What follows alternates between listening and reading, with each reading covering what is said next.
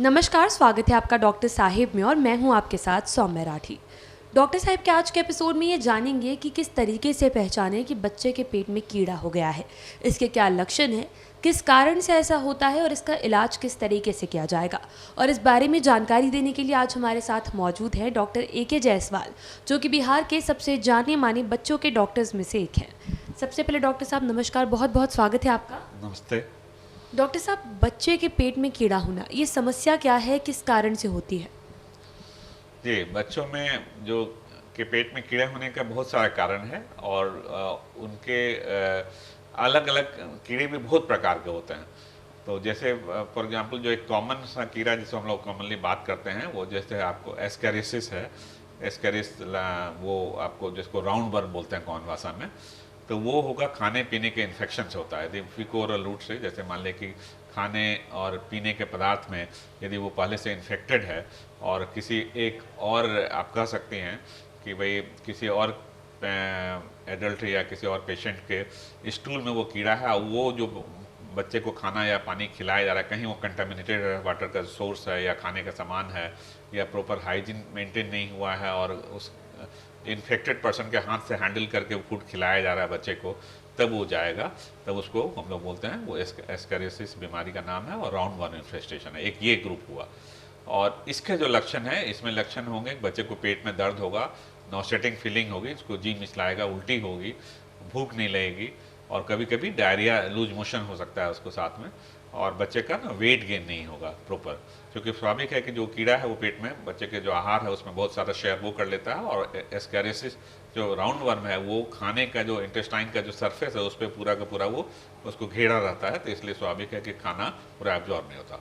और एक दूसरा जो ग्रुप है वर्म का जो वहाँ बताना चाहेंगे वो एक हुक वर्म है।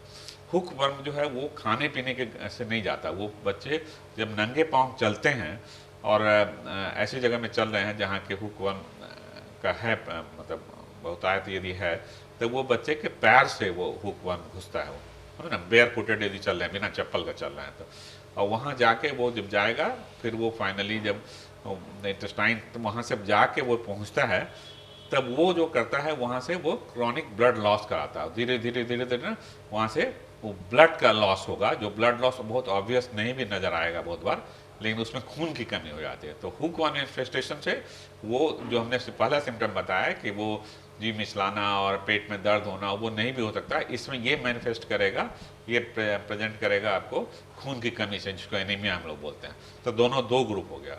और एक तीसरा एक वर्म होता है बहुत ही कॉमन है, वो थ्रेड वर्म बोलते हैं, जो छोटा छोटा वर्म होता है, आप कह सकते हैं उसको चावल के दाना के बराबर, जो आपको वो बहुत बार मदर नोटिस करते हैं कि उसके पैखाने के रास्ते के चारों बगल काफ़ी ज़्यादा नंबर्स में वो नज़र आता है कि छोटा छोटा छोटा वाइट कलर का वो एक वर्म मूव कर रहा है या डेड वर्म भी है वहाँ आसपास है, नज़र आता है।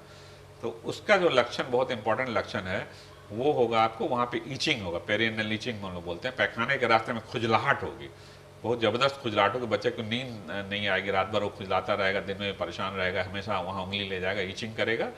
और उसमें एक ऑटो साइकिल हो जाती है, साइकिल का मतलब है कि वो ईचिंग करेगा, फिर उसका अंडा और वो वर्म का जी जो है उसके नाखून में फंसा रह जाएगा, फिर फाइनली अपना नाखून उंगली में डालेगा तो एक फिर से वो वर्म फिर ग्रो करेगा।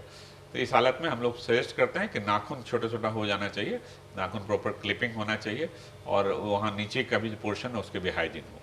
अब यहाँ तक इलाज का सवाल है, इलाज का तो इसके लिए दवाइयाँ, अच्छी अच्छी दवाइयाँ हैं और बहुत आराम से ठीक हो पाएगा ये, तो वो डॉक्टर्स की सलाह से वो अपने प्रॉपर दवाई इसके लिए ले सकते हैं। बहुत लंबे इलाज की जरूरत नहीं, 1 या 2 डोज में ही पूरा इसका निदान हो सकता है। केवल ध्यान यही रखना है कि राउंड वर्म के लिए खाने पीने की साफ सफाई पे ध्यान रखें, हुक वर्म के लिए पैदल कहीं कहीं जा रहे हैं तो चप्पल और जूते का प्रयोग करें, और तीसरा है कि वो यदि वो आपको थ्रेड वर्म है जिसको हमने कहा इंट्रोवेसिस बोलते हैं उसको, उसमें जो है वो नाखून हमेशा कटवा के रखें और हाइजीन मेंटेन रखें। उम्मीद करती हूँ कि डॉक्टर साहब ने जो सारी बातें बताई हैं आपने उन्हें ठीक तरीके से सुना और समझा होगा। इसी के साथ जल्द मुलाकात होगी अगले एपिसोड में। तब तक के लिए अगर वीडियो को फेसबुक पर देख रहे हैं तो पेज को लाइक करें, यूट्यूब पर देख रहे हैं तो चैनल को सब्सक्राइब करें। कमेंट सेक्शन या मेल बॉक्स के माध्यम से आप बता सकते हैं कि डॉक्टर साहब से आपके क्या सवाल हैं। धन्यवाद।